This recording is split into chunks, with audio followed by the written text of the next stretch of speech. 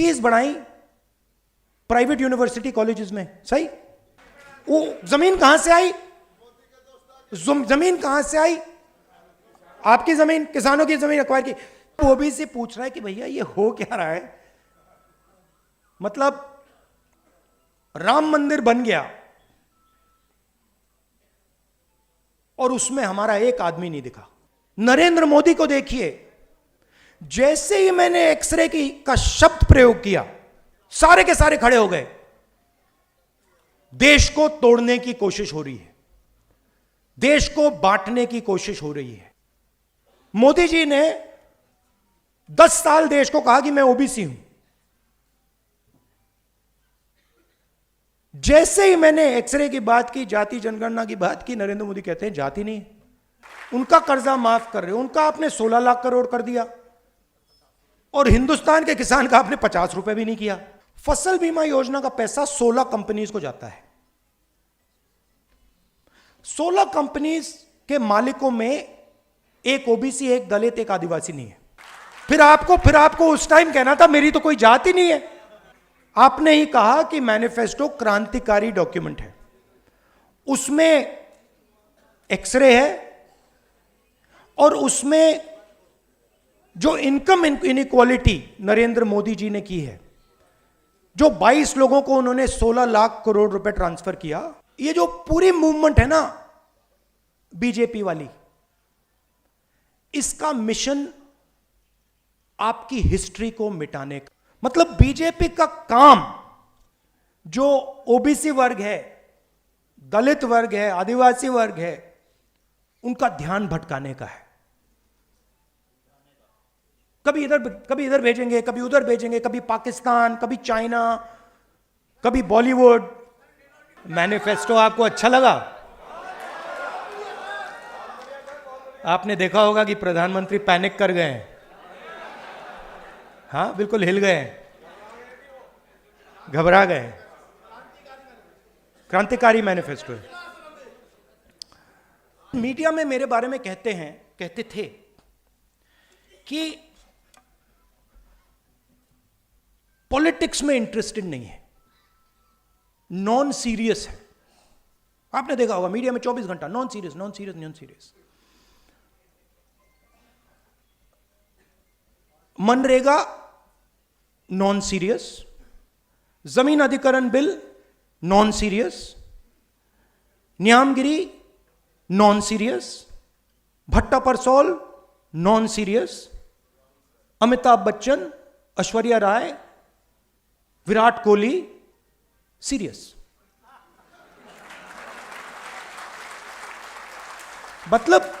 मतलब हिंदुस्तान की पॉलिटिक्स में मान लीजिए ये कमरा है, इसमें 1000 लोग बैठे हैं। 1000 लोग में से आप यहां पे 20 लोगों को हेडफोन दे दीजिए और माइक्रोफोन दे दीजिए, और वो 20 लोग 24 घंटा चर्चा कर रहे हैं, और 990 लोग यहां बैठे हुए हैं। उनकी ना कोई बात सुनता है, ना उनके पास लाउड स्पीकर, ना उनके पास माइक्रोफोन, हेडफोन। वो देखते रह जाते हैं, और जब भी कोई 90% की बात करता है तो वो नॉन सीरियस हो जाता है। तो मैंने शुरू किया, मैंने कहा देखता हूं ये जो लोग कह रहे हैं नॉन सीरियस, इनकी कंपनीज में इनके स्टेक होल्डर्स कौन है?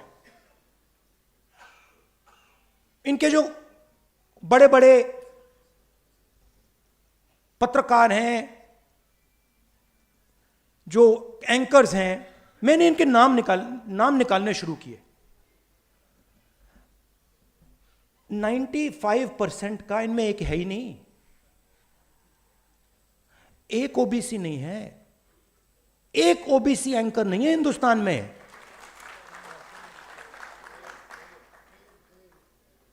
एक ओबीसी एंकर नहीं है, एक दलित एंकर नहीं है, एक आदिवासी एंकर नहीं है।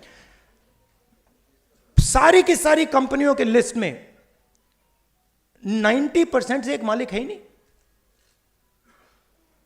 तो तो लाउडस्पीकर आपके हाथ में ही नहीं है, और अगर लाउडस्पीकर आपके हाथ में नहीं है तो जो भी आप बोलोगे वो नॉन सीरियस।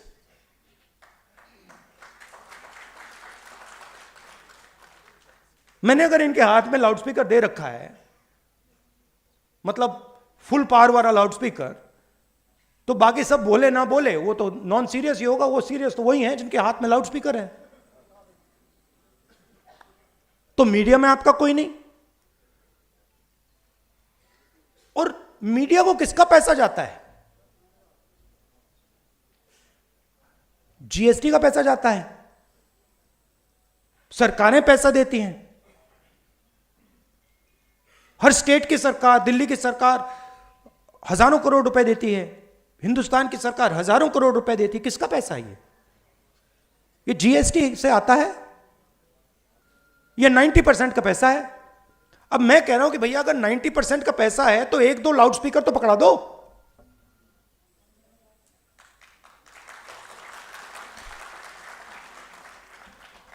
उसके बाद मैंने कहा ठीक है, मीडिया में कोई नहीं तो जुडिशरी को देखते हैं। 650 हाई कोर्ट जजेस हैं, 90% आबादी के पास 650 में से 100, और वो भी छोटे छोटे। और जब तक आप सुप्रीम कोर्ट में पहुंचोगे खत्म। चलिए बड़ी बड़ी कंपनियों को देखते हैं। 200 सबसे बड़ी कंपनियां हिंदुस्तान में, उनके मालिकों की लिस्ट निकालो। 16 लाख करोड़ रुपए, 16 लाख करोड़ रुपए उन 200 में से 25 लोगों को नरेंद्र मोदी ने दिया है। 16 लाख करोड़ रुपया, मतलब अगर आप 25 बार किसान कर्जा माफ करो, हिंदुस्तान का किसान का कर्जा 25 बार माफ करो, उतना पैसा नरेंद्र मोदी ने 25 लोगों को दिया है। 200 में से एक ओबीसी नहीं, एक दलित नहीं, एक आदिवासी नहीं। उनकी सीनियर मैनेजमेंट में एक दलित नहीं, एक आदिवासी नहीं, एक ओबीसी नहीं। तो जहां भी देखो, मीडिया में देखो, प्राइवेट अस्पतालों को देखो, बड़ी बड़ी कंपनियों को देखो, जुडिशियल सिस्टम को देखो, जहां भी देखो कोई है ही नहीं वहां पे। 90% का कोई है ही नहीं। अब मुझे फ्रैंकली जात में इंटरेस्ट नहीं है,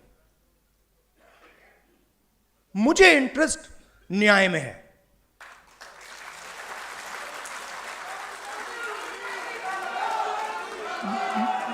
मैं सिर्फ ये कह रहा हूं कि हिंदुस्तान में आज 90% के साथ अन्याय हो रहा है, भयंकर अन्याय हो रहा है। अब मैंने यह भी नहीं कहा, आज तक मैंने यह भी नहीं कहा कि हम कोई एक्शन लेंगे। मैंने सिर्फ यह कहा है कि देखिए, यह पता लगाते हैं कि कितना अन्याय हो रहा है। इसका तो कोई ऐतराज नहीं होना चाहिए। अगर आपको चोट लगे और मैं आपसे कहूं, भैया शांत हो जाए जरा, और मैं आपसे कहूं कि देखिए इनको चोट लगी है, एक्सरे करा लीजिए, तो एक्सरे से किसी को इतराज तो नहीं होना चाहिए ना। मगर आप देखिए, नेशनल मीडिया को देखिए, नरेंद्र मोदी को देखिए, जैसे ही मैंने एक्सरे का शब्द प्रयोग किया, मैंने सिर्फ यह कहा कि टेस्ट करते हैं अन्याय कितना है, सारे के सारे खड़े हो गए। देश को तोड़ने की कोशिश हो रही है, देश को बांटने की कोशिश हो रही है। एक्सरे से क्या बटेगा, कैसे बटेगा? एक्सरे से सिर्फ 90% को यह पता लगेगा कि उनकी भागीदारी कितनी है। अब सारे के सारे देशभक्तों को ये अच्छा लगना चाहिए। देशभक्त क्या चाहता है? देशभक्त देश में न्याय चाहता है। देशभक्त अन्याय थोड़ी चाह सकता है। देशभक्त चाहता है कि हिंदुस्तान आगे बढ़े, देशभक्त चाहता है कि हिंदुस्तान एक दिन सुपर पावर बने, जो भी जैसे भी आप कहना चाहो। तो अगर आप सुपर पावर बनना चाहते हो, चाइना से मुकाबला करना चाहते हो, तो 90% शक्ति का प्रयोग तो करना पड़ेगा। अगर आप 90% की शक्ति का प्रयोग ही नहीं करोगे तो कैसे बनोगे?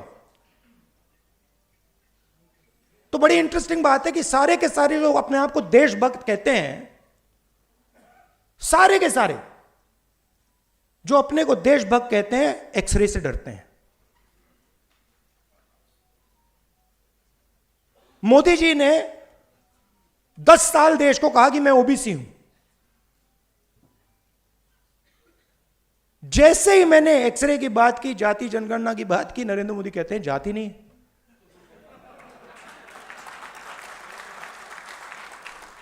अरे जात नहीं है तो आप ओबीसी कैसे?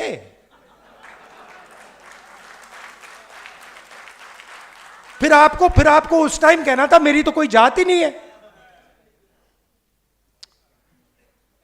और फिर कहते हैं हिंदुस्तान में सिर्फ 2 जात हैं, अमीर और गरीब। ठीक है, अगर आप यह बात मानते हो कि हिंदुस्तान में सिर्फ 2 जात है, अमीर और गरीब, तो मैं आपसे कहता हूं कि गरीबों की लिस्ट निकालिए, उसमें आपको ओबीसी, दलित, आदिवासी मिल जाएंगे।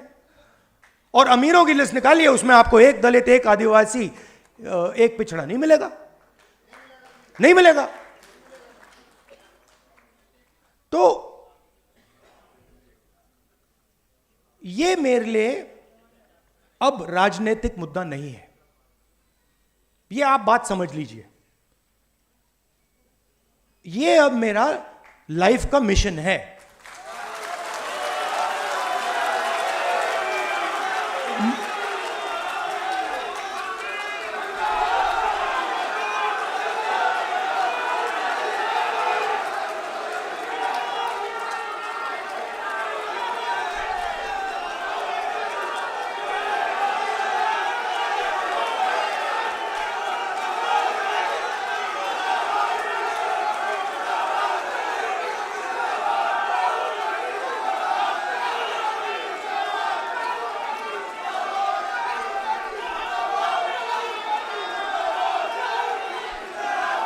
सुनिए सुनिए, अब लाइफ मिशन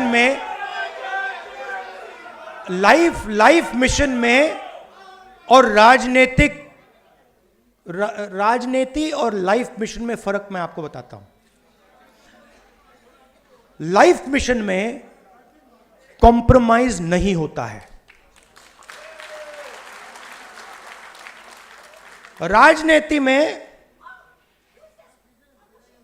राजनीति में कॉम्प्रोमाइज किया जा सकता है, लाइफ मिशन में कॉम्प्रोमाइज नहीं होता। और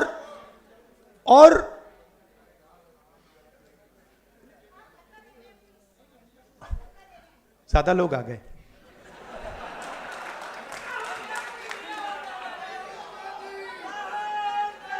और तो 2-3 चीजें हैं जो मैं आपको बताना चाहता हूं, और काम किस डायरेक्शन में करना चाहिए। सबसे पहले इसमें एक पॉलिटिकल डायरेक्शन है। पॉलिटिकल डायरेक्शन आपने मैनिफेस्टो में अच्छी तरह देख लिया है। आपने ही कहा कि मैनिफेस्टो क्रांतिकारी डॉक्यूमेंट है, उसमें एक्सरे है, और उसमें जो इनकम इनइक्वालिटी नरेंद्र मोदी जी ने की है, जो 22 लोगों को उन्होंने 16 लाख करोड़ रुपए ट्रांसफर किया, थोड़ा सा पैसा, ज्यादा नहीं, थोड़ा सा पैसा कांग्रेस पार्टी का मैनिफेस्टो वापस 90% को देने जा रही है। थोड़ा सा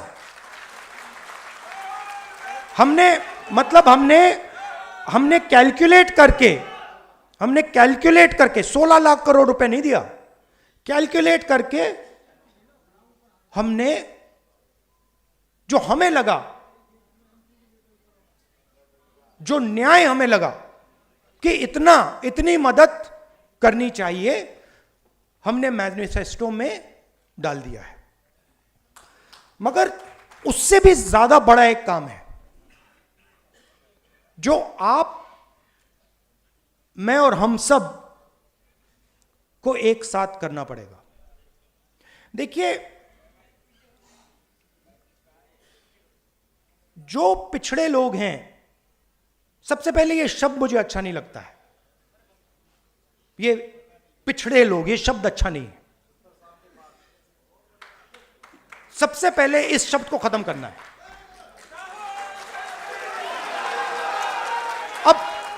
अब इसका मतलब क्या है? देखिए, आपको यह समझना है कि आपके साथ किया क्या गया है। ये जो पूरी मूवमेंट है ना बीजेपी वाली, इसका मिशन आपकी हिस्ट्री को मिटाने का है कि आप लोग अपनी हिस्ट्री ना पहचानो और ना समझो। तो एक प्रकार से आपको बीते हुए समय से काट दिया गया है। यह हुआ है आपके साथ, और आपकी हिस्ट्री है। आपकी हिस्ट्री फूले जी हैं, अंबेडकर जी हैं, नहीं, अंबेडकर जी हैं, मगर वो बहुत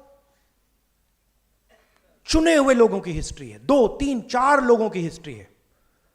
मगर एक्चुअली फूले जी जैसे करोड़ों लोग थे जिन्होंने अपनी पूरी जिंदगी 24 घंटा अपना खून पसीना दिया, मगर उनकी कोई बात ही नहीं करता है। तो जो आपकी हिस्ट्री, जो आपकी हिस्ट्री है, जिसको मिटाया गया है, जिसको मिटाया गया है, उसको रिवाइव करना है। आजादी की लड़ाई में मैं आपसे पूछता हूं, आजादी की लड़ाई में आपका क्या रोल था? क्या रोल था आपका आजादी की लड़ाई में? सेंट्रल रोल था आपका आजादी की लड़ाई में।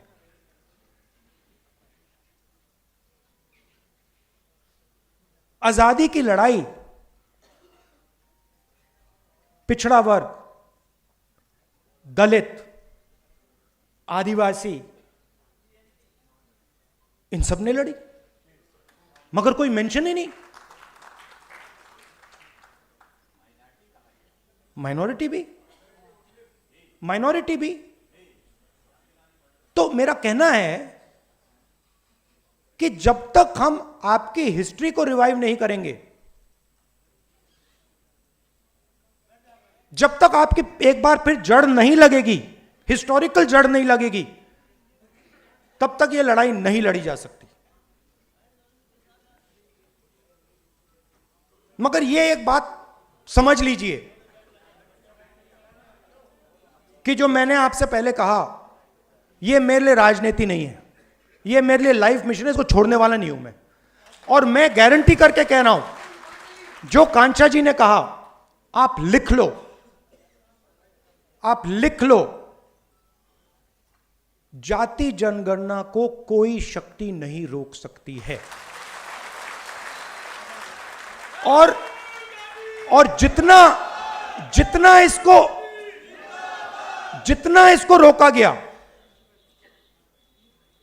इसको रोका गया, उतनी तेजी से, उतनी फोर्स से यह वापस आएगा।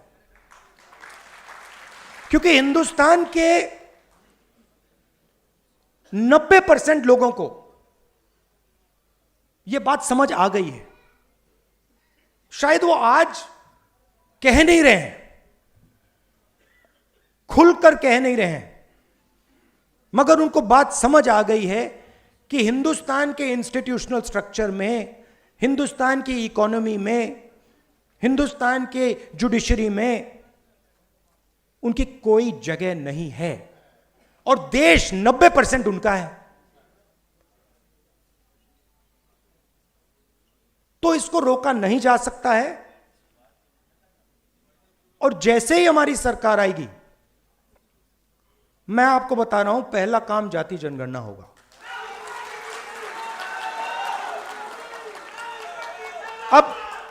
अब आपको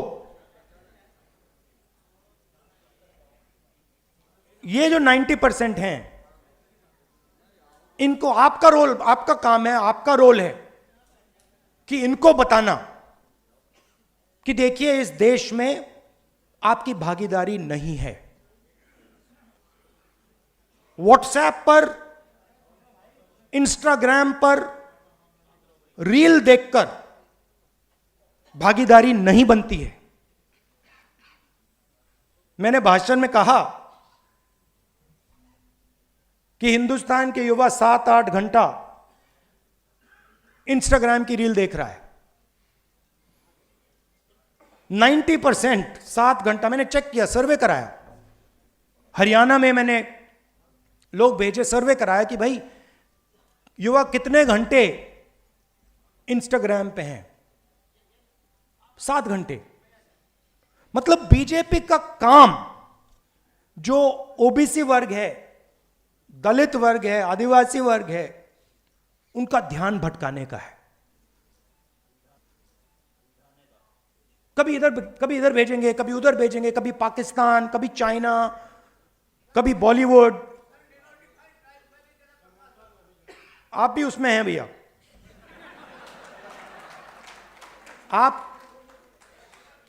आप भी 90% में हैं और आपकी हालत हम जानते हैं। आपको क्या सहना पड़ता है हम सब जानते हैं। तो ये ध्यान भटकाते हैं।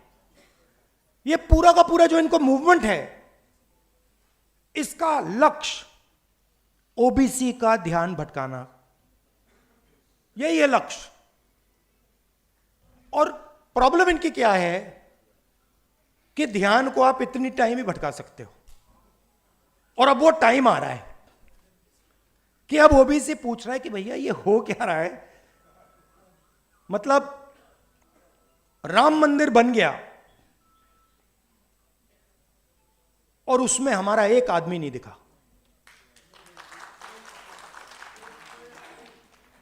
पार्लियामेंट नया खुल गया, बड़ी पूजा हुई, नरेंद्र मोदी बैठे, मगर हमारा एक आदमी उसमें नहीं दिखा। दलित, आदिवासी, यही तो कह रहे हैं, आदिवासी राष्ट्रपति है हिंदुस्तान में। मतलब ये कौन सी भागीदारी है। हेड ऑफ स्टेट राष्ट्रपति है, नया पार्लियामेंट बन रहा है, हेड ऑफ स्टेट का काम उस पार्लियामेंट को खोलने का है। हेड ऑफ स्टेट को परे कर दिया।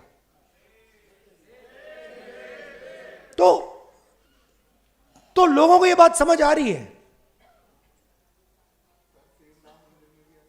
राम मंदिर में भी बिल्कुल यही हुआ। तो देश को यह समझ आ रहा है, 90% को समझ आ रहा है और इसको हमें आगे ले जाना है। अब मैं ये भी नहीं कह रहा हूं कि हिंदुस्तान के मतलब जो बड़े बड़े बिजनेसेस हैं उनकी मदद नहीं होनी चाहिए, होनी चाहिए, कोई प्रॉब्लम नहीं है। मैं सिर्फ ये कह रहा हूं कि भैया अगर उनका 100 रुपए, उनके 100 रुपए की मदद हो रही है तो इनकी भी 100 रुपए की कर दो ना। अगर आप उनका कर्जा माफ कर रहे हो, उनका आपने 16 लाख करोड़ कर दिया और हिंदुस्तान के किसान का आपने 50 रुपए भी नहीं किया। ओबीसी स्टूडेंट्स हैं, आदिवासी स्टूडेंट्स हैं, दलित माइनॉरिटी स्टूडेंट्स हैं, उनका आपने कितना माफ किया? कुछ नहीं, फीस बढ़ा दी। और फीस बढ़ा दी नहीं, बात समझिए, आपने कहा फीस बढ़ा दी, फीस बढ़ाई प्राइवेट यूनिवर्सिटी कॉलेजेस में, सही? प्राइवेट यूनिवर्सिटी कॉलेजेस किसके? वही 5% के हैं। वो जमीन कहां से आई? जमीन कहां से आई? आपकी जमीन, किसानों की जमीन एक्वायर की। स्कॉलरशिप खत्म कर दी। तो प्राइवेट अस्पताल देखिए, प्राइवेट कॉलेजेस, स्कूल्स, कॉलेजेस देखिए, बड़ी बड़ी यूनिवर्सिटीज देखिए। आप जीएसटी का पैसा देते हो, जमीन आपसे एक्वायर की जाती है और फिर आपकी फीस बढ़ती है। और हर संस्था में यह है। मैं आपको छोटा सा उदाहरण देता हूं, फसल बीमा योजना। मैंने ये पूरी एनालिसिस की है। फसल बीमा योजना 45,000 करोड़ रुपए हिंदुस्तान की सरकार, स्टेट की सरकार फसल बीमा योजना को देती है। फसल बीमा योजना का पैसा 16 कंपनीज को जाता है। 16 कंपनीज के मालिकों में एक ओबीसी, एक दलित, एक आदिवासी नहीं है। उनकी सीनियर मैनेजमेंट में जिनको करोड़ों रुपए की सैलरी मिलती है, उसमें एक आदिवासी, एक दलित, एक ओबीसी नहीं। फिर तूफान आता है, किसान का खेत खत्म हो जाता है। पैसा कहां से आया? जीएसटी से आया, किसान का पैसा गया। और फिर कंपनी कहती है भैया देखो, आपके खेत में तो नुकसान हुआ ही नहीं और किसान को पैसा नहीं दिया। तो कहा जाता है कि 45,000 करोड़ रुपए किसानों को जा रहे हैं, मगर होता क्या है? 45,000 करोड़ रुपए 16 कंपनी को जाते हैं। फर्टिलाइजर सब्सिडी भी यही है। जाति जनगणना से क्लैरिटी हो जाएगी। और जाति जनगणना को मैं आपको थोड़ा समझाना चाहता हूं। आप यह मत सोचिए कि जाति जनगणना सिर्फ कास्ट सर्वे है। वो जाति का सर्वे है, मगर उसमें हम इकोनॉमिक और इंस्टीट्यूशनल सर्वे भी जोड़ेंगे। मतलब क्या होगा? मतलब क्या होगा? देश को पता लग जाएगा कि इस जात में इतने लोग हैं, दलित इतने, आदिवासी इतने, गरीब जनरल कास्ट इतने, इनकी आमदनी इतनी है और हिंदुस्तान की संस्थाओं में इनकी इतनी भागीदारी है। तो पता लग जाएगा कि मीडिया में इतनी कंपनियां हिंदुस्तान की मीडिया को कंट्रोल करती हैं, इतना पैसा हिंदुस्तान की सरकार इनको दे रही है, और इस संस्था में इतने ओबीसी, इतने दलित, इतने आदिवासी, वो सब संस्थाओं का होगा। तो ये एक प्रकार से नेशनल एक्सरे मानिए इसको। और मुझे लगता है कि 70 साल बाद ये एक जरूरी कदम है कि हम असेस करें कि 70 साल की आजादी के बाद आज सिचुएशन क्या है और इसके बाद हमें किस डायरेक्शन में जाना चाहिए। लॉजिकल है और इसका कोई इतराज नहीं कर सकता है। यह मैं आपसे कहना चाहता था। आप यह मत सोचिए कि यह काम 1 दिन का, 2 दिन का, 5 दिन का है। यह लाइफ टाइम का काम है और इसको हम मिलकर करने जा रहे हैं। आप सबका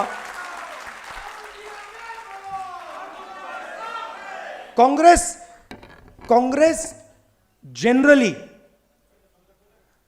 क्रांतिकारी काम करती है। आजादी, कॉन्स्टिट्यूशन, हरी क्रांति, सफेद क्रांति, bank nationalization, privy purse, computer revolution, ये कांग्रेस का अब नया क्रांतिकारी मिशन है। धन्यवाद।